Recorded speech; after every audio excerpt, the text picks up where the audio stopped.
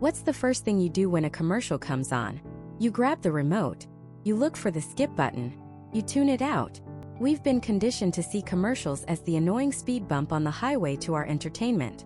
The average American is bombarded with thousands of ads every single day, and we've built up a psychological wall to ignore 99% of them. But what about that 1%? What about the ads that don't just break through the wall, but smash it into a million pieces with a battering ram of pure comedic genius? I'm talking about the commercials that are so good you actually search for them online later. The ones that become inside jokes with your friends. The 30-second masterpieces that are funnier, smarter, and more memorable than most of the TV shows they interrupt. This isn't just another random compilation of funny clips. This is a curated museum of marketing masterpieces. We're going on a deep dive into the most hilarious, iconic, and legendary commercials ever made. We're not just going to watch them. We're going to uncover the insane stories behind them. We'll explore the brilliant minds who took a boring product, like body wash or a family sedan, and turned its advertisement into a cultural phenomenon. By the end of this, you won't just have had a good laugh. You'll have a brand new appreciation for the art of the 30-second story. And I promise you it will make your day. So where do we start? We start with a brand that for decades was synonymous with one thing: your grandpa's bathroom cabinet. I'm talking about Old Spice. By the mid-2000s, Old Spice was dying. It was the scent of bingo halls and mothballs. Young guys wouldn't be caught dead using it. The brand was facing total extinction. Their marketing challenge seemed impossible. How do you make the least cool brand on the planet suddenly desirable? But the brilliant ad agency Wheaton plus Kennedy discovered a fascinating piece of data. Over half of all men's body wash was being purchased not by men, but by their wives and girlfriends. Suddenly, the whole game changed. They realized they didn't need to talk to men at all. They needed to talk to the women shopping for their men. So they asked themselves a simple question: what do women want their men to be like? The answer was a man who is confident, charming, handsome, and hilarious. A man who could look you directly in the eye and tell you anything is possible. They needed the man your man could smell like. The concept was wild. A single uninterrupted take where a charismatic actor seamlessly transitions from a bathroom to a boat to riding a horse, all while talking directly to the women of the world. No quick cuts, no cheap tricks, just pure, unadulterated confidence and absurdity. They hired a former NFL player named Isaiah Mustafa, whose perfect delivery and magnetic charm brought the character to life. The script was poetry. Hello, ladies. Look at your man. Now back to me. Now back at your man. Now back to me. It was hypnotic. The crew rehearsed for 3 straight days to nail the shot, using a complex system of moving sets, hidden trapdoors, and clever sleight of hand. What you're about to see isn't computer graphics. It's real, it's brilliant, and it changed advertising forever. Look at your man, now back to me. Sadly, he isn't me, but he could smell like he's me with Old Spice body wash. Look down, back up, where are you? You're on a boat with the man your man could smell like. What's in your hand, back at me? I have it. It's an oyster with 2 tickets to that thing you love. Look again, the tickets are now diamonds. Anything is possible when your man smells like Old Spice and not a lady. I'm on a horse. Incredible. It's a perfect 30 seconds of television. The pacing is relentless. He never stops talking, never stops moving, and never breaks eye contact. It's a direct conversation, and the line "I'm on a horse" became an instant global catchphrase. The result? It wasn't just a commercial. It was a cultural earthquake. The video exploded online, becoming one of the fastest-spreading viral campaigns in history. In the month after it launched, sales of Old Spice body wash shot up by 55%, and by the end of the year, they had more than doubled. Old Spice wasn't just for grandpas anymore. It was cool. It was funny. It was the smell of a man who was on a horse. It proved that with enough creativity, you can resurrect any brand from the dead. But high-energy absurdity isn't the only way to win our hearts. Sometimes the most powerful commercials are the quietest. They don't need rapid-fire jokes or a man holding diamonds. Sometimes all you need is a universal human truth, a touch of nostalgia, and a kid in a Darth Vader costume. We're talking about the Super Bowl, the single most expensive piece of advertising real estate on the planet. Millions of dollars for a 30-second spot. The pressure to deliver something memorable is immense. In 2011, Volkswagen was launching their new Passat, and they knew they had to do something special. Instead of showing sleek shots of the car driving on a winding road, they decided to sell not a car, but a feeling. a feeling every parent knows and every kid has experienced. The burning desire for magic to be real. The idea was simple and beautiful. A little kid dressed head to toe as Darth Vader is trying to use the Force on everything in his house. The treadmill, the family dog, a baby doll, a peanut butter sandwich. He extends his hands with all his might, but nothing happens. The silent comedy, the adorable frustration, it's perfect. He is defeated. Then, his dad pulls into the driveway in the new Volkswagen Passat. The kid runs outside for one last, desperate attempt. He summons all of his power, aims his hands at the car, and the headlights flash to life. The kid jumps back, absolutely stunned. He actually did it. The Force is real. But of course we see the truth. His dad, smiling in the kitchen, secretly started the car with the remote key fob. The ad ends with the iconic Star Wars theme, the Imperial March. It's a masterclass in storytelling that barely says a word. It connects with our inner child, our love for epic movies, and the quiet, magical moments of family life. This is the Force. You see? Pure genius. It doesn't sell you on fuel efficiency or trunk space. It sells you on the moment a father makes his son believe in magic. It connects the Volkswagen brand with joy, family, and imagination. The ad was so powerful that Volkswagen released it on YouTube before the Super Bowl. A risky move at the time. Paid off. The commercial became a viral sensation before it ever aired on TV, racking up over 17 million views before game day. It went on to become the most shared Super Bowl ad of all time. It proved that you don't have to shout to be heard. A quiet, emotional, and funny story can be more powerful than any explosion or celebrity endorsement. We've seen over-the-top absurdity and we've seen quiet, heartwarming humor. Two completely different approaches, yet both achieved legendary status. They understood the golden rule. Don't interrupt what people are interested in, be what people are interested in. But the world of funny commercials is vast and wild. We're just getting started. So far, the products have been the silent heroes. But what happens when a company decides to go on the attack? What happens when a fast food chain decides to start a war? With a single savage question that called out their biggest rival on national television. The beef was about to get real. The year is 1984. The fast food world is a two-headed monster. You have McDonald's, the golden-arched behemoth, a symbol of American efficiency and family fun. And you have Burger King, the self-proclaimed king, home of the flame-broiled Whopper. They were the titans, the undisputed champions of the burger world. And then there was Wendy's, the third-place contender. The one with the square patties and the folksy, grandfatherly founder, Dave Thomas, telling everyone about quality. It was a nice message, a wholesome message, and it was getting absolutely buried. Wendy's was in trouble. Their sales were stagnant. Their message, while true, just wasn't cutting through the noise. They needed a cannonball. They needed something that would not only get people's attention, but would also land a direct hit on their competition. Their advertising agency, a firm called Dancer Fitzgerald Sample, was racking their brains. They knew Wendy's burgers had more beef than the Whopper or the Big Mac. That was their secret weapon. But how do you say that without just sounding like you're bragging? How do you turn a statistic into a story? The creative director, Joe Settlemeyer, was known for his unconventional, documentary-style commercials featuring real, quirky-looking people. He had an idea. It wasn't about a jingle. It wasn't about a celebrity. It was about a simple, powerful, and utterly savage observation. The idea was to show these massive, fluffy buns from their competitors, and then reveal the comically tiny, pathetic-looking patty of meat inside. It was a visual joke, a direct assault, but it needed a punchline. A line that would stick in your head like glue. The copywriter, Cliff Freeman, came up with 3 little words. 3 words that would change advertising forever. But who would deliver this line? They didn't want an actor. They wanted authenticity. They wanted someone who looked like your grandma, but had the no-nonsense attitude of a drill sergeant. They held casting calls, and in walked an 81-year-old former manicurist and beautician from Chicago named Clara Peller. Clara was a force of nature. She was barely 5 feet tall, had giant glasses, a hearing aid, and a voice that sounded like gravel in a blender. She was perfect. The commercial was simple. It featured Clara and 2 other elderly ladies receiving a burger from a fictional generic fast food chain called Big Bun.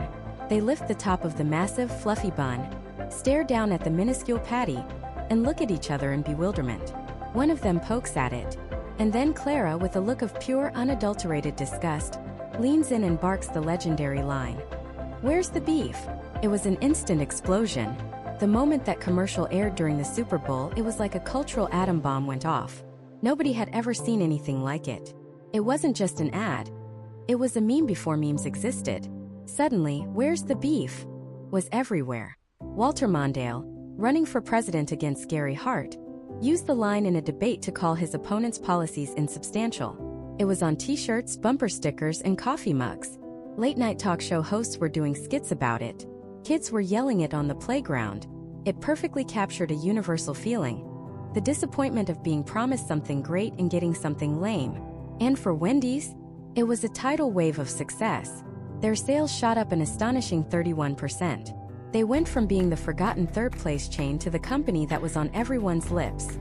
The ad didn't just sell burgers, it sold an attitude. It positioned Wendy's as the honest, no-nonsense truth-teller in a world of marketing fluff. They weren't just serving more beef, they were serving the truth. And people loved them for it. Clara Peller became an overnight celebrity at 81 years old. She was on talk shows, she was a grand marshal in parades, she was a national icon. But the story has a twist. The fame, as it often does, got complicated. Wendy's and Clara had a falling out. The woman who became famous for asking, "Where's the beef?" appeared in a commercial for Prego spaghetti sauce, where she claimed she had finally found the beef in the pasta sauce. Wendy's was furious. They felt it diluted the power of their iconic slogan. They argued that she couldn't be looking for the beef at Wendy's on Monday and finding it in Prego on Tuesday. They terminated her contract. It was a messy public breakup, a sad end to one of the most successful partnerships in advertising history. Yet the legacy of "Where's the beef?" is undeniable. It rewrote the rulebook. Before this, comparative advertising, directly calling out your competitor, was seen as risky, even a little rude. Wendy's didn't just do it, they made it hilarious. They proved that you could go on the attack with a smile and a punchline. They took a simple product advantage, more meat, and turned it into a cultural crusade. They didn't just create a commercial, they created a catchphrase that has echoed through pop culture for decades. It's a masterclass in how a single, perfectly executed idea, delivered by the most unexpected messenger, can topple giants. It was a direct, brutal, and hilarious punch to the jaw of the competition. But humor in advertising isn't always about throwing a punch. Sometimes the most effective comedy isn't aggressive at all. It's weird. Deeply, profoundly, and unforgettably weird. What happens when a company decides the best way to sell you candy isn't to tell you how it tastes, but to show you a man with a beard made of licorice who cries Skittles? What happens when you move from a direct question like "Where's the beef?" to a campaign that makes absolutely no logical sense, but somehow against all odds becomes even more iconic? The next wave of advertising humor wasn't about starting a war. It was about starting a conversation that began with the question, "What on earth did I just watch?" And the answer, which would define the next decade of advertising, was, "Exactly." That was the point. The goal was no longer just to sell you a product. The goal was to become a story, a piece of cultural currency, a bizarre little nugget of shared experience that you bring up at the office water cooler the next day. In the late 90s and early 2000s, the war for your attention became an arms race of absurdity. The logic was simple. If you can't outsell your competitor, you can outweird them. You could create something so fundamentally strange, so divorced from the product itself, that it would lodge itself in people's brains like a splinter. It was the birth of the commercial as a meme before we even had a word for it. And the undisputed king, the patient zero of this new pandemic of weirdness, was a simple monosyllabic greeting. You know the one. Starts with a guy on the phone. He's just chilling. He picks up. "What's up?" he yells. His friend on the other end, also just chilling, yells it back. "What's up?" Then another friend in the background picks up another phone. "What's up?" It cascades. It builds. It's a symphony of dudes just checking in. The final guy, holding a pizza and a beer, is asked what he's doing. His answer? Watching the game, having a bud. And that's it. That's the entire commercial. On paper it's nothing. It's a bunch of guys saying a slang word over and over. But in reality, it was a cultural atom bomb. The Budweiser "What's up?" campaign wasn't an ad. It was an invitation to an inside joke that the entire country was suddenly in on. It captured a perfect, unvarnished slice of male friendship. The comfortable, low-effort camaraderie. It didn't feel like actors reading a script. It felt like you were eavesdropping on your actual friends. The brilliance wasn't in the joke itself. but in its infectiousness. Within weeks, you couldn't answer a phone without someone screaming, "What's up?" into the receiver. It was parroted in movies, on TV shows, and classrooms. It transcended advertising and became a genuine piece of pop culture. Budweiser didn't just sell beer. They sold a catchphrase. They sold a feeling of belonging. And they proved that the most effective ad isn't always the one that talks about the product, but the one that starts a conversation everyone wants to be a part of. But if "What's up?" was the friendly, accessible face of advertising absurdity, the movement soon mutated into something far more feral, far more unsettling. What happens when you strip away the relatability and just inject pure, unfiltered nightmare fuel directly into the viewer's eyeballs? You get two creatures cobbled together from a fever dream, with mismatched googly eyes and horrifying human-like teeth, screeching a song about their love for a toasted sandwich. You get the Quiznos Spung Monkeys. Let's be honest, the first time you saw this, you probably thought your TV was broken or that you were having a stroke. There was no introduction, no context, just these things. These bizarre, rodent-like creatures, crudely animated, bouncing and flailing as they sang, "We love the subs, 'cause they are good to us." It was jarring. It was abrasive. It was for many deeply disturbing. And it was absolutely genius. This wasn't an ad designed to gently persuade you. This was a pattern interrupt. It was a cognitive hand grenade tossed into the middle of a commercial break filled with smiling families and shiny cars. Your brain, so accustomed to the predictable rhythm of advertising, had no choice but to stop and say, "Hold on, what in the fresh hell is that?" The creators, a guy named Joel Veach, had originally made the animation for his viral video website, rathergood.com, a relic of the early, Wild West internet. Quiznos, a brand that was getting pummeled by their competitor, Subway, knew they couldn't win by playing the same game. So they didn't. They embraced the chaos. They took this piece of fringe internet culture and blasted it onto national television. The backlash was immediate. People hated them. They wrote letters. They called the company. But here's the thing, they were talking. Oh my God, were they talking? You couldn't escape the Spung Monkeys. They were horrifying, they were annoying, but they were unforgettable. And every time you saw them, you saw the Quiznos logo. Brand recall went through the roof. It was a masterclass in high-risk, high-reward marketing.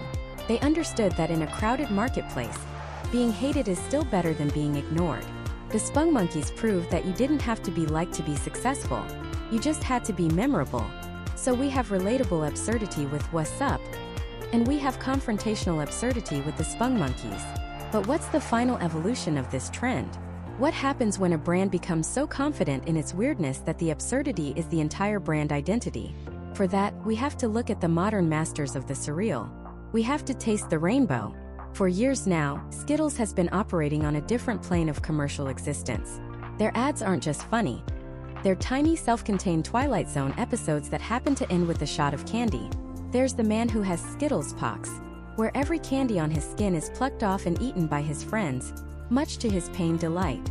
There's the office worker whose phone turns to Skittles, forcing him to literally taste the rainbow while his boss yells at him. Or the kid milking a giraffe, only for the farmer to tell him, "You know, we have cows for that." And the kid with a bucket full of Skittles just deadpans, "But you can't taste the rainbow with cows." Each commercial is a masterpiece of dry, unexpected humor. The logic is always flawlessly insane. The performances are delivered with a straight-faced sincerity that makes the bizarre premise even funnier. Skittles isn't selling you on flavor or ingredients. They are selling you a mindset. They are selling you a ticket to their weird, wonderful, and slightly unsettling universe.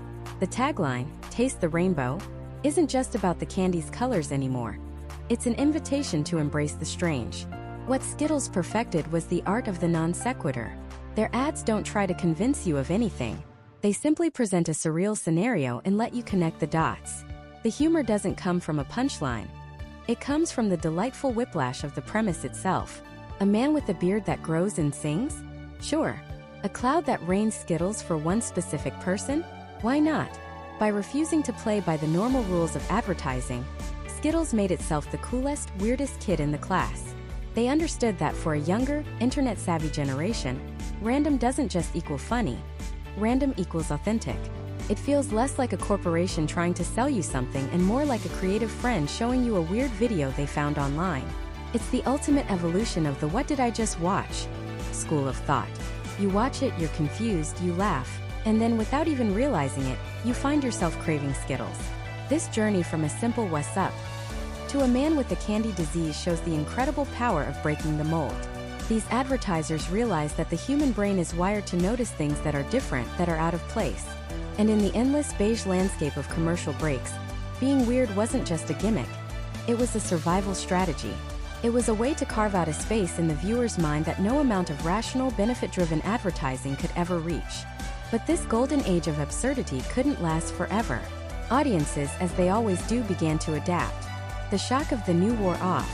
Weird for the sake of weird started to feel predictable. So advertisers had to pivot once again. If they couldn't surprise the audience with pure randomness anymore, they'd have to find a new way in. They had to turn the camera around, break the fourth wall, and start making fun of the one thing everyone could agree on: the commercials themselves. And so, advertising entered its postmodern era. It was a declaration of surrender, but also a stroke of genius. The new strategy was simple. If you can't beat M, join M. And by M, I mean the cynical, ad-skipping, meme-loving audience. The first step was to acknowledge the absurdity of it all. To look the viewer dead in the eye and say, "Yeah, we know. This is ridiculous. But stick with us for a second." And nobody, absolutely nobody, stuck that landing better than Old Spice. In 2010, a commercial dropped that felt less like an ad and more like a cultural event. You know the one. A shirtless, impossibly charismatic Isaiah Mustafa looks directly into the camera and says, "Hello, ladies." He's not talking to a focus group. He's not talking to a fictional wife in a fictional kitchen. He's talking to your girlfriend, your wife, right through the television screen.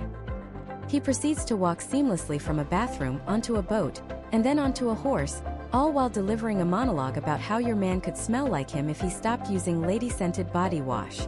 Let's break down why this was a nuclear bomb in the world of advertising. First, the technical wizardry. The entire commercial was famously done in one continuous take. There were no obvious cuts. The bathroom set literally fell away to reveal a boat, which he then stepped off of onto a horse. This wasn't just an ad, it was a magic trick. It demanded you ask, how did they do that? And once you're asking that, you're not thinking about changing the channel. Second, it broke the fourth wall with a sledgehammer. The direct address to the ladies was a masterstroke. It bypassed the male consumer entirely, creating a conversation about him with his significant other. It was clever, a little bit cheeky, and it turned the product into a shared inside joke. The message wasn't just "buy this."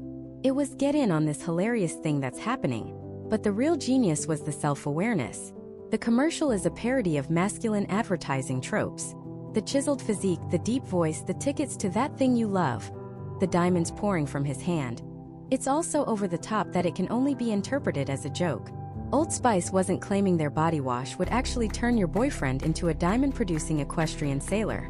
They were mocking the very idea that a product could do that.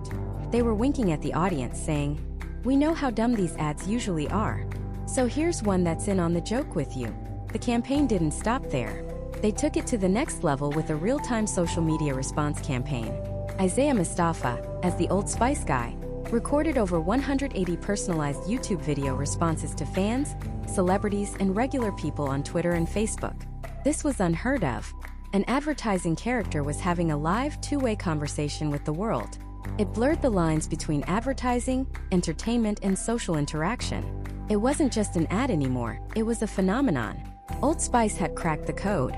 The way to sell to a generation that hated being sold to was to stop selling and start entertaining. And other brands were taking furious notes. Enter Geico.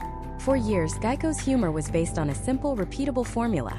A straightforward pitch interrupted by a bizarre, unrelated scenario, ending with the tagline. The caveman, the gecko, the pile of money with googly eyes. It was funny, but it was still traditional. But as the internet changed how we watch things, specifically with the rise of the skip ad button on YouTube, Geico saw an opportunity not for an ad, but for a prank. They created the unskippable campaign. The commercial starts, and within the first 5 seconds, before you can click skip, the action on screen freezes.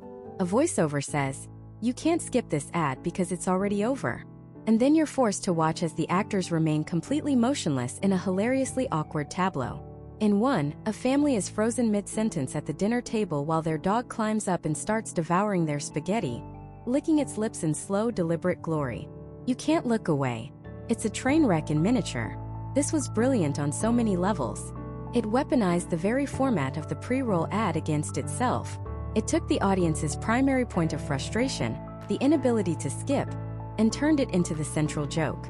By acknowledging the viewer's desire to skip, Geico created a strange bond. They were saying, "We get it. You hate this. So we made our ad about how much you hate this."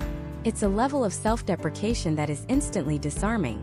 You can't be mad at an ad that's already making fun of itself for being an ad. It's like trying to insult a comedian who's already doing a bit about their own flaws. It's impossible. You just have to laugh.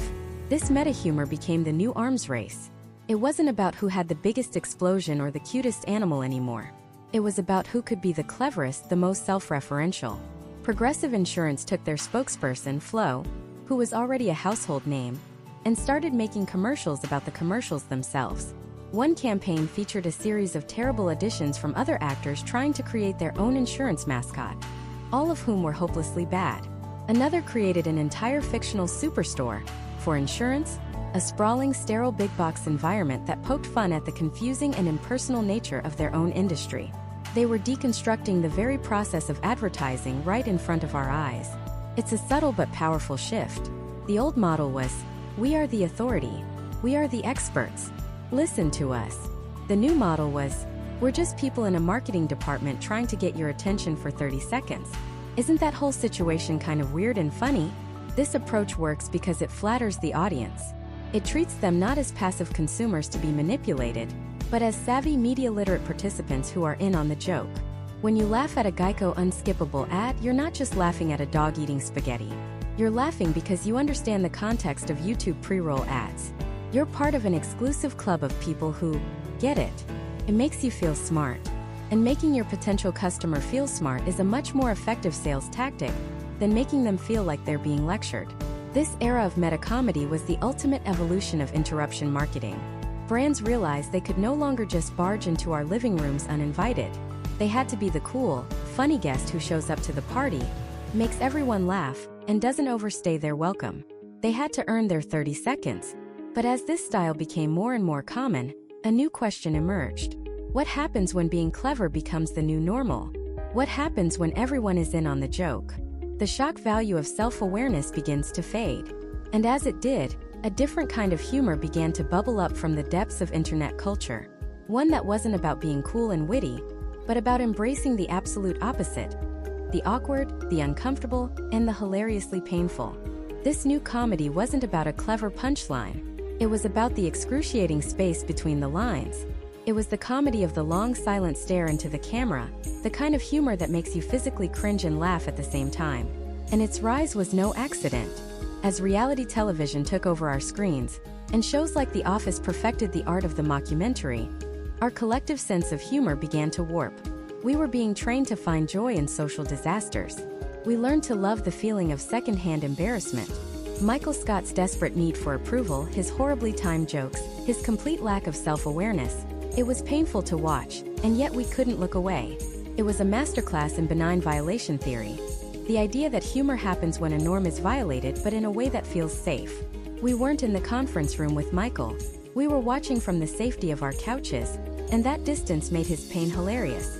Advertisers, always looking for the next cultural wave to ride, saw this. They realized that the slick, aspirational, impossibly cool ads of the past were starting to feel fake. In a world saturated with manufactured perfection on TV, the raw, awkward, and real feeling of mockumentary-style comedy felt like a breath of fresh air. So they asked themselves a new question: what if we stopped trying to make our product look cool, and instead made the situation around it as weird and uncomfortable as humanly possible? This thinking gave birth to one of the most bizarre and brilliant ad campaigns of the era. Skittles Taste the Rainbow. Specifically, the commercial known as Touch. It opens on a drab beige office. A man named Tim is on the phone.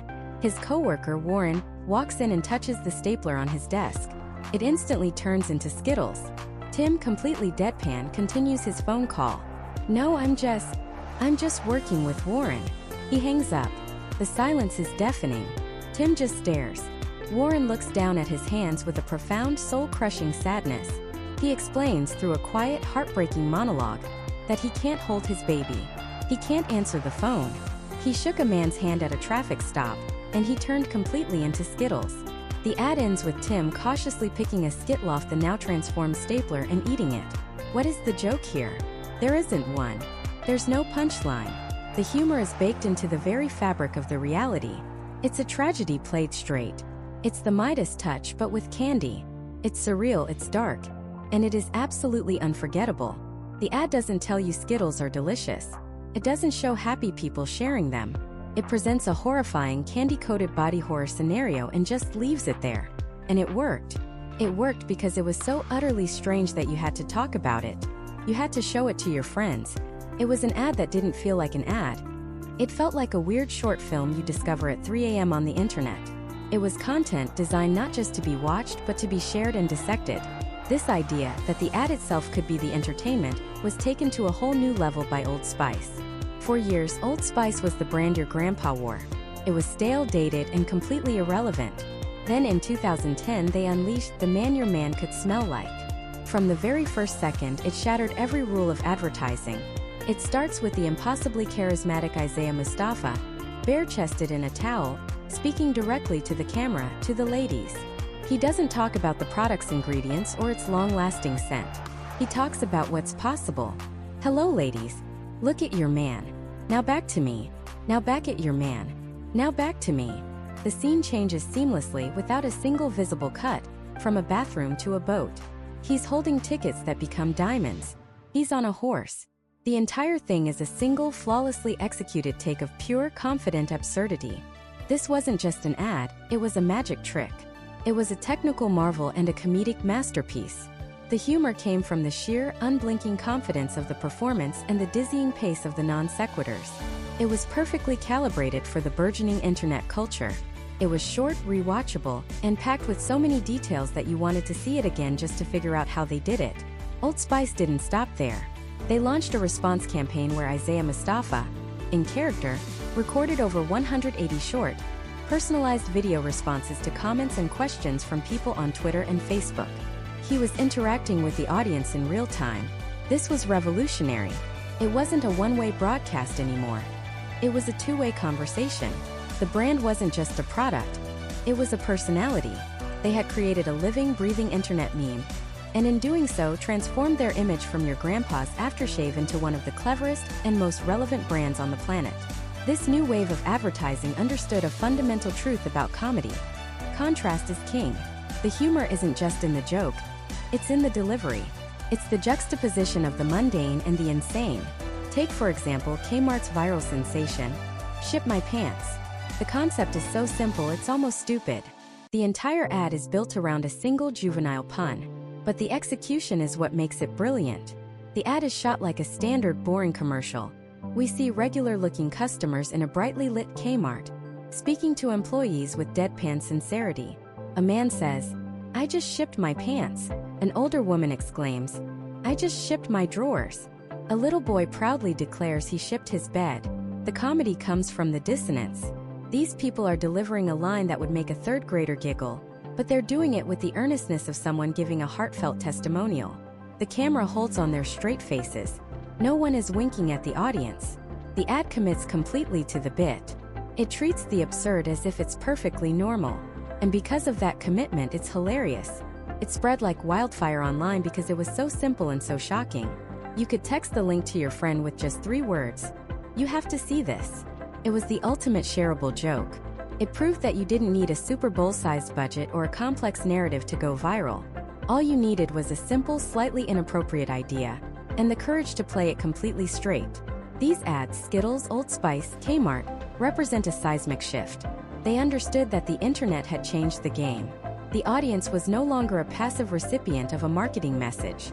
They were an active participant, a distributor, a critic, and a co-creator. These commercials weren't designed to be watched once during a TV break. They were engineered to be paused, rewatched, ripped, remixed, and shared across a dozen different social platforms. They stopped selling a product and started selling a moment of shock, of confusion, of uncomfortable laughter. They turned advertising from an interruption into a destination. Brands were no longer just sponsors of the content, they were becoming the content itself. But this created a new problem. As brands got better at faking the weird, audiences got better at spotting the fake. To stay ahead, advertisers had to go one step further. They had to stop imitating the internet and try to become it. This new philosophy wasn't about referencing a meme or putting a cat in your commercial. It was about fundamentally changing the DNA of an advertisement. It was about injecting the chaos, the self-awareness, and the relentless looping absurdity of internet culture directly into the brand's message. The goal was to create something that didn't just feel at home on the internet, but felt like it was born there. And the undisputed master of this new form, the patient zero of ads that became the internet, was Old Spice. In 2010, the Man Your Man Could Smell Like campaign didn't just break the rules, it vaporized them. It was a masterpiece of controlled chaos. Let's break down why it worked on a level that almost no ad had before. First, it was a single, unbroken take. This wasn't just a technical flex, it was a subconscious signal to the viewer. In a world of jump cuts and slick editing, a one-take shot feels raw, real, and difficult to fake. It demands your attention because you're constantly wondering, how are they doing this? Your brain is engaged in solving a puzzle, not just passively receiving a sales pitch. Second, the script was pure, uncut internet brain.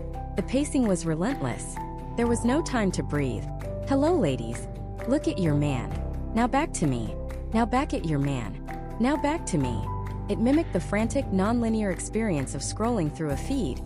A rapid-fire series of disconnected ideas that somehow form a coherent, hilarious whole. He's on a boat, now he's on a horse. He has tickets, now they're diamonds. He's holding an oyster, and a bottle of Old Spice appears in his hand. It was a live-action GIF, a physical manifestation of a meme years before that was a common marketing strategy. But the most crucial element was its self-awareness. The ad knew it was an ad. Isaiah Mustafa looks directly into the camera, speaking to the audience, specifically the women of the audience, in a calm, confident, yet utterly absurd tone. He was in on the joke. This wasn't a brand desperately trying to convince you of its product's merits through facts and figures. This was a brand that was so confident, it could spend 30 seconds creating a miniature work of surrealist art that barely even focused on the product. The ad wasn't selling body wash. It was selling a feeling, a personality, a piece of entertainment. And the internet responded not by buying the product but by sharing the content. Remixes, parodies, and reaction videos exploded. Old Spice didn't just post an ad online. They contributed a foundational text to the library of modern internet culture. They had become the internet. This set off an arms race. If Old Spice could do it, everyone wanted to. But simply copying the formula, fast cuts, weird jokes, a charismatic host, wasn't enough. The internet audience is a moving target. They are novelty-seeking machines. To truly become the internet, you had to evolve with it. You had to get weirder. You had to create something so uniquely bizarre, so aggressively strange, that it bypassed the brain's ad filter and lodged itself directly in the subconscious. You had to make an ad that people could not talk about. Enter Puppy Monkey Baby.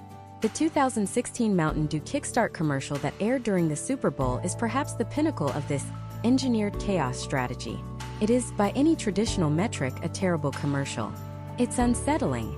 It's repetitive. It makes absolutely no logical sense. A creature with the legs of a baby, the torso and tail of a monkey, and the head of a pug, chants its own name while delivering a caffeinated beverage to three bewildered men. That's it. That's the whole ad. And it was a work of viral genius.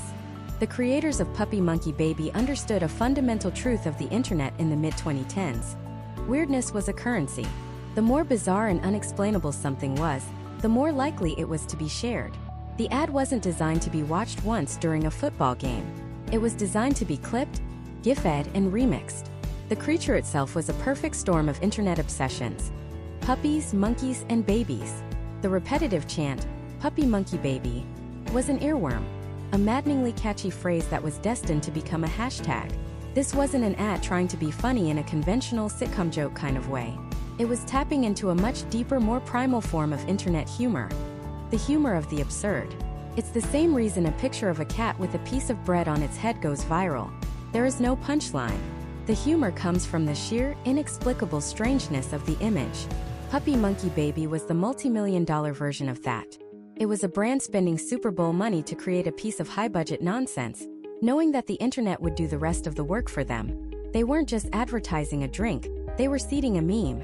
They were manufacturing a cultural moment from scratch. The goal wasn't just for you to see the ad, but for you to spend the next week seeing other people's jokes about the ad. They had successfully become the internet's main character for a day. But even this extreme approach had its limits. As more brands tried to be random and weird, the strategy became diluted. For every bizarre hit, there were a dozen cringeworthy misses. The audience once again grew wise to the tactic. They could smell the focus grouped weirdness from a mile away. So advertisers had to pivot again. If they couldn't win by being the loudest or the weirdest, maybe they could win by being the most valuable. They had to stop making ads that felt like memes and start making ads that felt like premium content you'd seek out on your own. This led to the rise of what you could call the anti-ad. An advertisement so good at being entertainment that you forget it's trying to sell you something. The undisputed queen of this genre is the 2013 Poopourri ad. Girls Don't Poop. It's a 2-minute masterpiece that plays more like a professionally produced comedy sketch than a commercial. The brilliance of this ad is that it tackles a taboo subject with elegance, wit, and incredible production value. The script is razor-sharp, filled with hilarious, sophisticated euphemisms. The actress, with her perfect British accent and regal demeanor, delivers lines about birthing a brown dragon while sitting on a toilet, and the cognitive dissonance is comedy gold. The ad respects the viewer's intelligence. It doesn't talk down to them or rely on cheap gags. It presents a genuinely funny short film that also happens to perfectly explain the product's function and value proposition. This was a paradigm shift. The product wasn't an interruption to the content. The product was the reason for the content. People didn't share this video in spite of it being an ad. They shared it because it was an ad that was as good as or better than the other content in their feeds.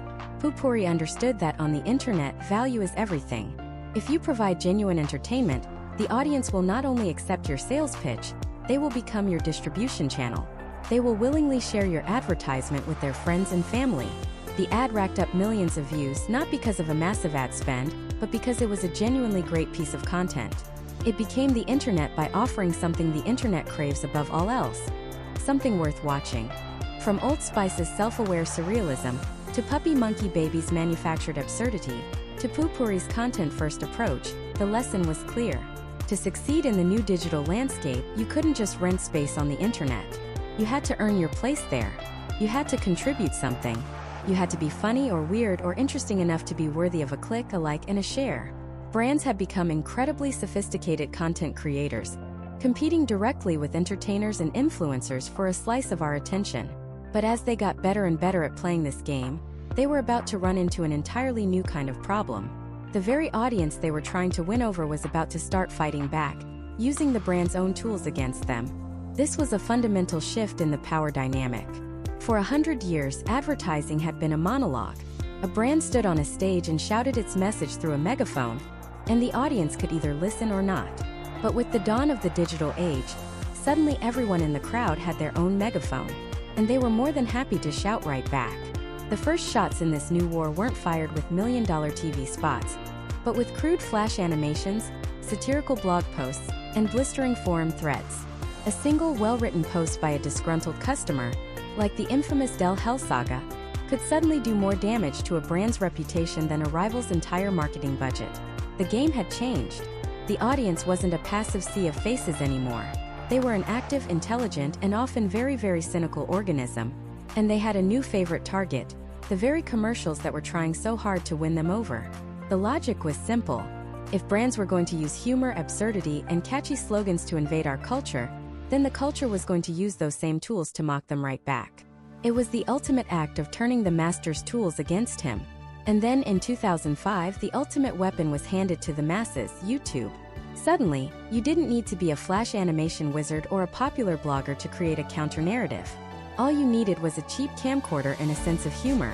The video parody was born, and the advertising world was never the same. Any commercial, no matter how clever or expensive, was now just raw material for 1,000 spoofs, remixes, and takedowns. The brand was no longer in control of its own message. Once an ad was released into the wild, it belonged to the internet. And the internet was ruthless. To understand this paradigm shift, you only need to look at two groundbreaking campaigns from this era that perfectly illustrate the double-edged sword of modern advertising. The first was for Burger King in 2004. It was called the Subservient Chicken. It was one of the first truly massive viral marketing campaigns. The concept was bizarrely brilliant. You'd go to a website, and there, in a sparsely decorated living room, stood a man in a full-body chicken suit. Below the video was a text box, and you could type in a command. Any command. Tell the chicken to do jumping jacks, and he'd do it. Tell him to breakdance, and he'd give it a shot. Tell him to lay an egg, and well, you get the idea. It was interactive, it was weird, and it was hilarious. It felt less like an ad and more like a strange, captivating internet toy. It exploded. People spent hours on the site, sharing it with friends, trying to find all the hidden commands. From a marketing perspective, it was a home run. But it also revealed the new dynamic at play. The audience wasn't just passively enjoying the content. They were actively trying to break it. They were testing its limits. They typed in vulgar commands, nonsensical phrases, and existential questions, all to see how the chicken would react. When the chicken couldn't perform a command, it would walk up to the camera and wag its finger disapprovingly, which only encouraged people to try harder. The entire experience was a perfect metaphor for the new relationship. The brand Burger King had created the game, but the audience was making its own rules.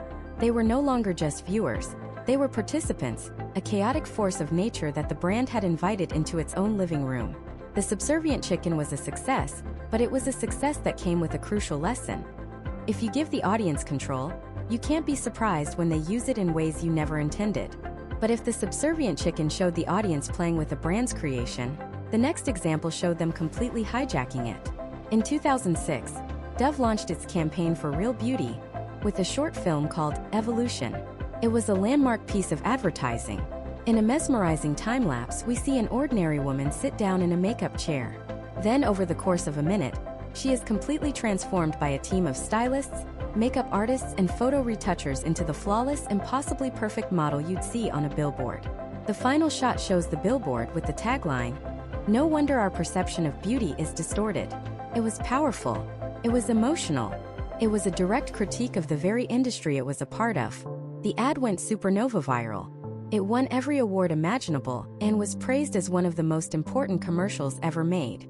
It was a brand taking a stand, using its platform for good, and the world applauded them for it. And then the internet did what the internet does.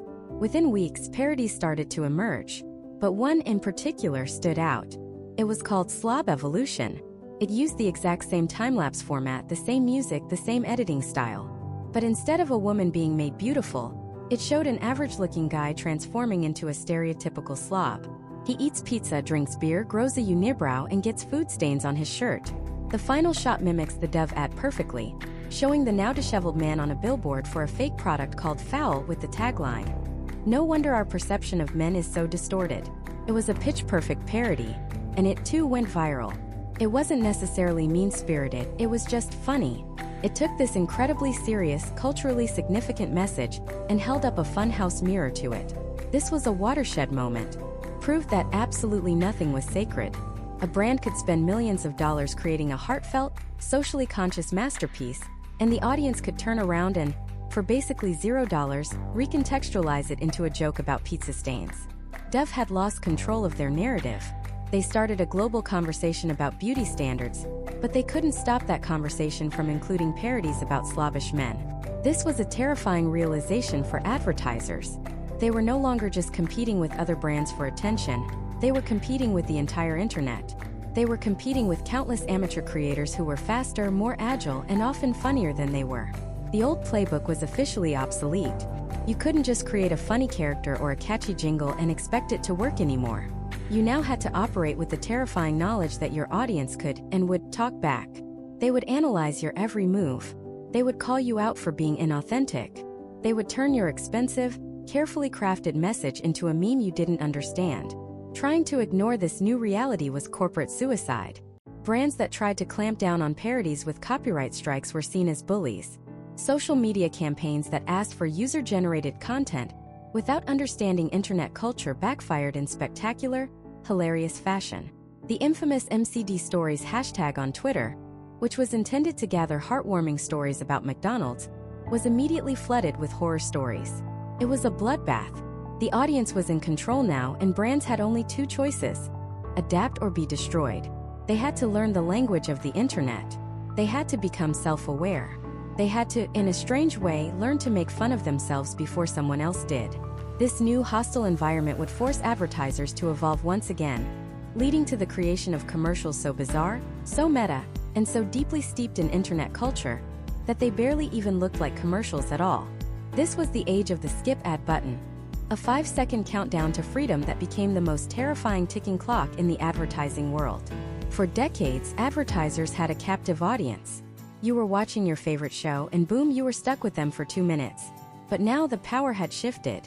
The viewer had the remote, the mouse, the finger hovering over the screen, ready to obliterate your multi-million-dollar masterpiece after just 5 seconds.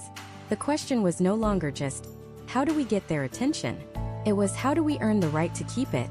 How do you make an ad so compelling, so funny, so downright bizarre in its opening moments that people willingly choose not to skip it? Some companies decided to lean into the absurdity of the situation. They decided to attack the button itself. Geico's unskippable campaign was a stroke of absolute genius. The first ad in the series opens on a family at the dinner table. A voiceover says, "You can't skip this Geico ad because it's already over." And then, everyone freezes. The mom is about to serve spaghetti, the dad is smiling, the son is looking on. They're all completely still. But the dog on the floor starts ravenously eating the spaghetti off the plate. For the next minute, nothing happens except this dog going to town on the family's dinner, while the humans are frozen in time. The joke is that the ad was over in 5 seconds. The logo was there, the message was delivered. The rest was just a reward for not skipping. It was a meta-commentary on the very format it was forced to exist in, and it was hilarious. They made dozens of them, each one a perfect little diorama of chaos that only revealed itself if you chose to stay. This new digital playground didn't just change the rules. It leveled the playing field. You no longer needed a Super Bowl-sized budget to reach millions of people. You just needed a camera, a warehouse, and an idea so sharp it could cut through the noise of the entire internet. In 2012, a man named Michael Dubin proved it. He was the founder of a tiny startup subscription service called Dollar Shave Club, and with about $4,500, he created a launch video that would become the stuff of legend. The ad opens with him sitting at a desk, looking directly into the camera. No fancy lighting, no epic music, just a guy. And he says, "Hi, I'm Mike, founder of dollarshaveclub.com. What is Dollar Shave Club? Well, for $1 a month, we send high-quality razors right to your door." It was simple, direct, and then it went completely off the rails. He stands up and starts walking through his warehouse, delivering a monologue of such deadpan, chaotic brilliance that it felt less like a commercial and more like a sketch from a late-night comedy show. He dodges an employee on a forklift, plays with a machete to prove the quality of the steel, and makes a toddler shave a grown man's head. The entire thing is peppered with unforgettable lines, culminating in the now iconic, "Are our blades any good? No. Our blades are F*** and great." He broke the fourth wall, he swore. He was unapologetically himself. It felt real. It felt authentic. In a world of polished focus group corporate messages, here was a guy just telling you his product was great and that you should stop wasting money. The video exploded. It crashed their website within an hour of launching. It built $1 billion company. And it did it by refusing to be a commercial. It was a piece of entertainment that just happened to be selling something. This anti-commercial approach became a new blueprint for success. The key was to create something so inherently shareable, so funny or strange, that people would do the marketing for you. And if you really wanted to stop someone from scrolling, you had to hit them with something they had never ever seen before. You had to interrupt the pattern of their mindless social media feed with pure, unadulterated weirdness. And nobody, and I mean nobody, did this better than a company that sold a small plastic stool to help you poop better. The ad for the Squatty Potty is a masterpiece of absurdist marketing. It features a handsome, princely man in medieval attire, speaking in a crisp British accent. So far so normal. But then a unicorn walks on screen and begins to poop rainbow-colored soft-serve ice cream into a cone. The ad, titled "This Unicorn Changed the Way I Poop," uses this utterly insane visual metaphor to explain the science of proper colon alignment. The prince explains the problem of knotted intestines with a tube of ice cream, showing how kinking it stops the flow. He sits on a miniature toilet to demonstrate the wrong way to sit, then uses the Squatty Potty to show the right way. All while the unicorn continues to dispense rainbow dessert. It is one of the most bizarre, hilarious, and strangely informative commercials ever made. It took a deeply taboo subject and made it not only approachable but wildly entertaining. You couldn't look away. You had to see what happened next. And when it was over, you had to send it to your friends asking, "Have you seen this?" That's the holy grail of internet advertising. Creating not just a customer, but an evangelist. Of course, the big, established brands were watching all of this. They saw these scrappy startups stealing the spotlight, and they knew they had to adapt or become irrelevant. Procter & Gamble, the massive corporation behind Old Spice, was facing a crisis. Their deodorant was seen as something your dad used. It was old, musty, and completely out of touch with the younger generation. So they threw out the entire playbook. They hired an ad agency, Whedon plus Kennedy, and a charismatic former football player named Isaiah Mustafa, and they created a cultural phenomenon. The ad, "The Man Your Man Could Smell Like," was a technical marvel designed for the viral age. It opens with Mustafa in a bathroom, wearing only a towel. He speaks directly to the female audience with an impossibly smooth baritone. "Hello, ladies. Look at your man. Now back to me. Now back at your man. Now back to me." What follows is a 1-minute single-take journey through pure fantasy. The bathroom walls fall away to reveal a boat. He seamlessly catches a bottle of Old Spice, which then becomes an oyster, which then opens to reveal a handful of diamonds. He's on a horse. It's a whirlwind of surreal rapid-fire non-sequiturs, delivered with unwavering confidence. It made no logical sense, but it didn't have to. It was mesmerizing. It was designed to be rewatched, paused, and analyzed. People scoured the internet for behind-the-scenes videos to figure out how they did it. It wasn't just an ad, it was a magic trick. The campaign didn't just sell deodorant. It completely resurrected a dying brand and embedded it into the very fabric of internet culture. This was the new formula. Be self-aware, be weird, and above all, be entertaining. The commercial was no longer an interruption of the content, it was the content. Brands started acting less like corporations and more like creators. They embraced the joke, they acknowledged the absurdity of their own products, and in doing so, they disarmed the cynical viewer. Poopourri, a before-you-go toilet spray, launched with a viral video featuring a prim, proper British woman in a blue dress, sitting on a toilet in the middle of a party, declaring that she just birthed a demon from her cavern of truth. It was shocking, hilarious, and it worked because the brand was in on the joke with you. They knew their product was a little ridiculous, and they leaned into it with style and humor. This golden age of internet-native advertising was a creative explosion. The shackles were off. The weirdest idea in the room was suddenly the best idea. Ads were fun again. They were something you sought out, not something you avoided. But as with any successful formula, it was only a matter of time before everyone started copying it. The anti-commercial became the new commercial. Going viral went from a happy accident to a corporate mandate. And when every brand on earth is desperately trying to be the weirdest, most self-aware voice in the room, the noise comes roaring back louder than ever before. The game was about to change yet again. The battlefield had moved. It was no longer about winning the 4-minute commercial break between acts of a sitcom. The new war was for a sliver of a second on a 6-inch screen. A war fought in news feeds and timelines, measured in shares, likes, and retweets. The television was a cannon. The internet was a million tiny, targeted lasers. And to wield this new weapon, you needed a new kind of ammunition. The random, absurdist humor of the early 2000s was a great starting point, but it was too slow, too unwieldy for the speed of the scroll. It needed to be refined, weaponized for the digital age. And in 2010, Old Spice forged the perfect bullet. Hello, ladies. The Man Your Man Could Smell Like wasn't just an ad. It was a paradigm shift. It took the DNA of those bizarre European ads, the surrealism, the confidence, but it injected it with pure, uncut American charisma and, most importantly, internet-era pacing. The commercial was a breathless, single-take sprint of impossibly smooth transitions.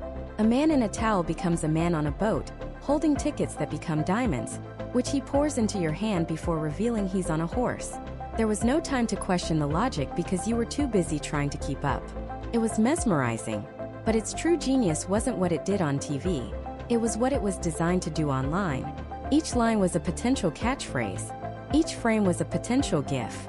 It was built from the ground up, to be disassembled, remixed, and shared. It didn't just air. It detonated online. The campaign didn't stop there.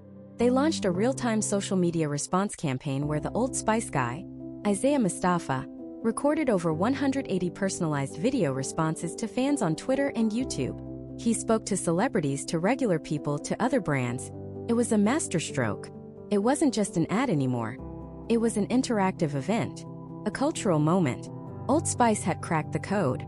They proved that a commercial could be the entertainment, not just the interruption. The lesson was clear. Don't just make an ad, make a meme. And so the floodgates opened. The 2010s became the decade of the quirky viral wannabe. Every brand on earth saw Old Spice's success and said, "We need one of those." Suddenly, our feeds were inundated with a tidal wave of forced wackiness. It was a corporate arms race to see who could be the most random. We got dancing hamsters selling cars. We got office workers being attacked by vengeful teddy bears to sell insurance. We got talking babies trading stocks. Each one was a desperate attempt to capture that Old Spice lightning in a bottle, but most of them missed the point. They copied the weirdness but forgot the charm. They mimicked the randomness but lacked the cleverness. The self-aware, fourth-wall-breaking humor that once felt so fresh and rebellious was now the default setting. It became a new kind of uniform. The corporate suit was replaced with a corporate hoodie and a t-shirt with a random bacon-themed slogan on it. The message was always the same. Hey fellow kids, we get it. We're not like a regular corporation, we're a cool corporation. It was the marketing equivalent of a dad showing up to a high school party.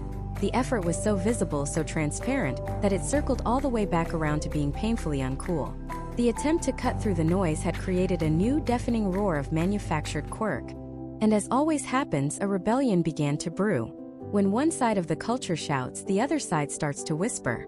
Tired of the manic energy and ironic detachment, a new school of advertising emerged. One that swung the pendulum to the complete opposite extreme. If the last decade was about making you laugh, this new movement was about making you cry. Welcome to the era of sadvertising. The goal was no longer a chuckle and a share. It was a lump in the throat and a deep emotional connection. The fast cuts were replaced with slow, sweeping piano music. The zany characters were replaced with relatable families facing hardship. The punchline was replaced with a poignant, heartstring-tugging reveal. Think of Google's Parisian Love, a love story told entirely through search queries. Or the Thai life insurance commercials that were basically 4-minute tearjerker short films. These weren't just ads, they were emotional assaults. They were a direct response to the ironic, detached humor that had dominated for so long.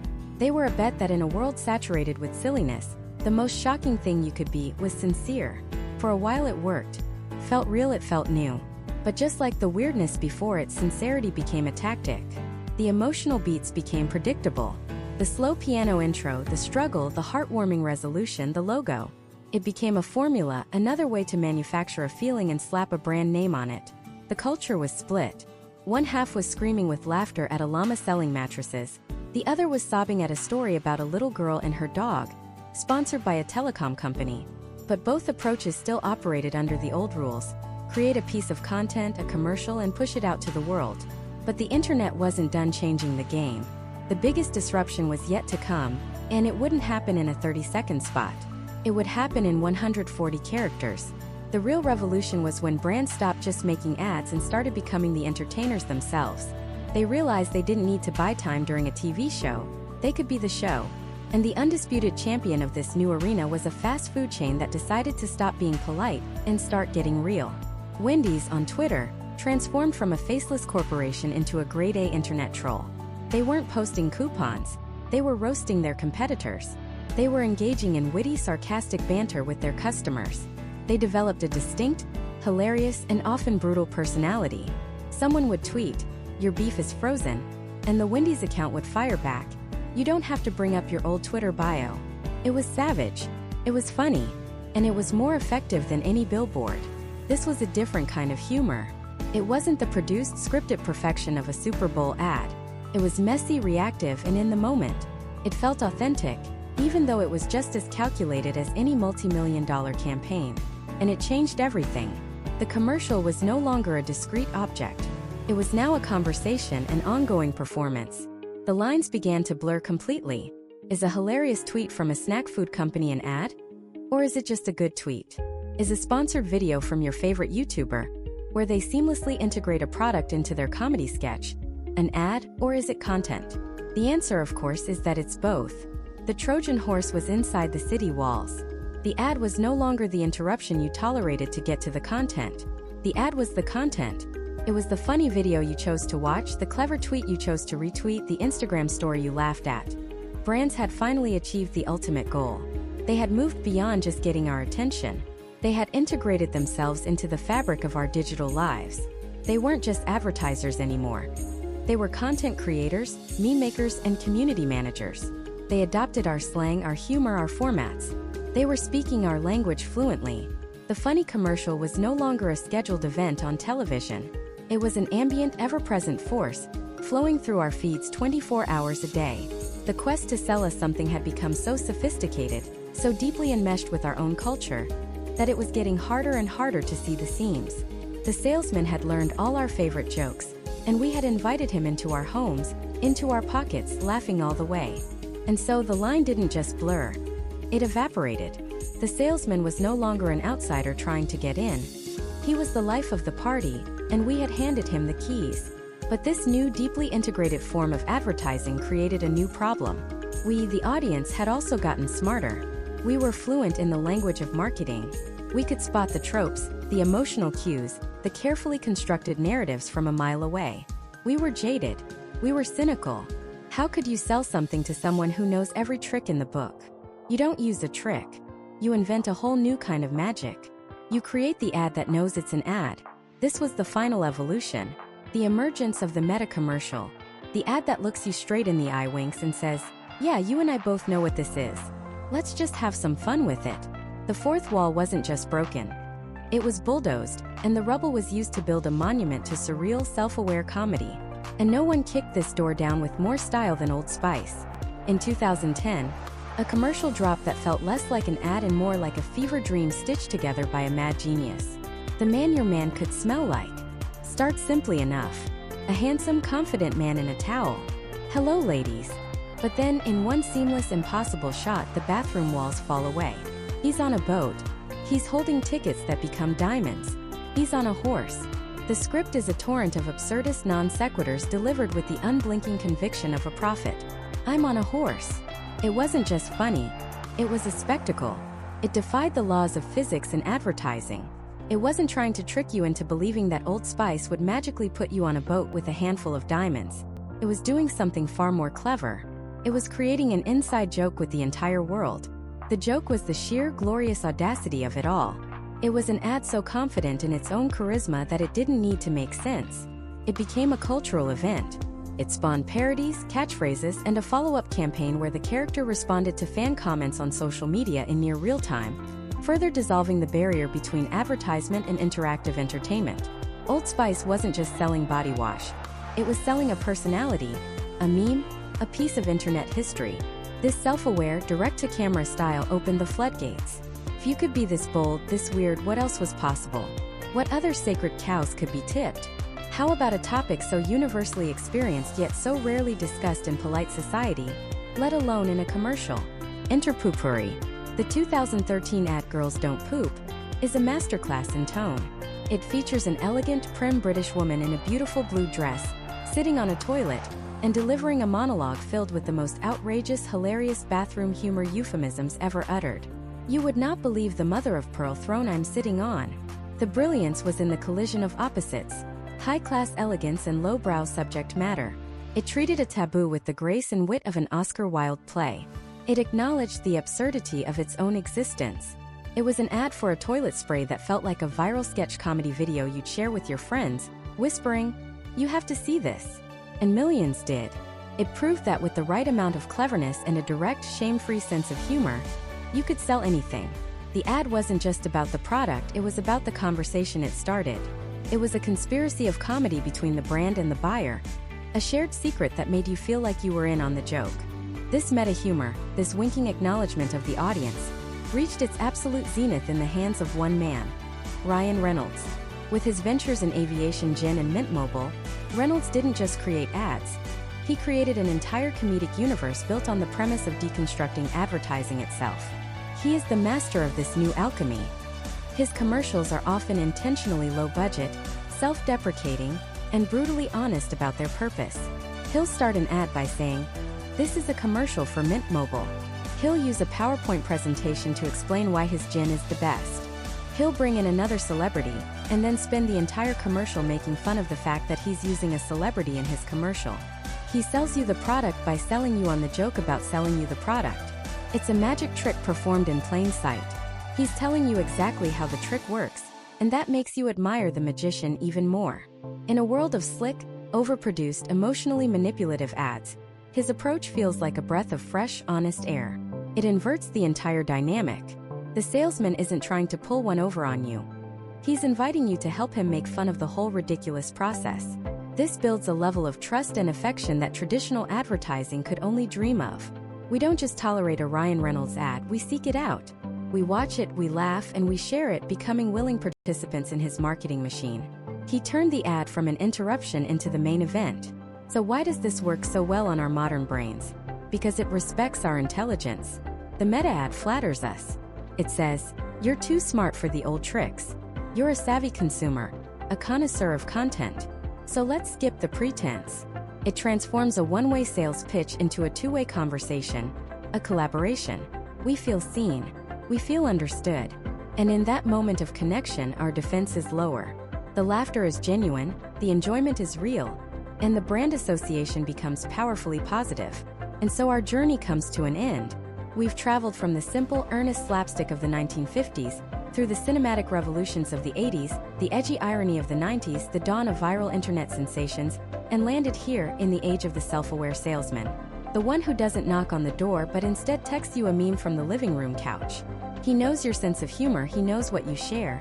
He knows that the best way to sell you something isn't to convince you, but to entertain you.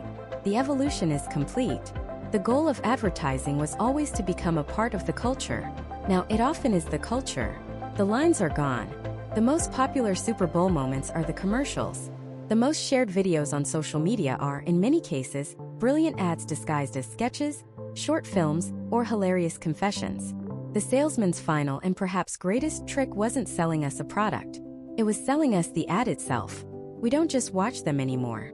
We anticipate them. We rate them. We share them with our friends and family, doing the heavy lifting of marketing for free. We are the final link in the chain, the willing, laughing foot soldiers in a commercial army. The greatest ad of all was the one that convinced us it wasn't an ad, but a gift. A little slice of comedy, a moment of surprise, a shared joke in our busy day. A moment of pure, unadulterated joy. Brought to you by, well, you know who. And we wouldn't have it any other way.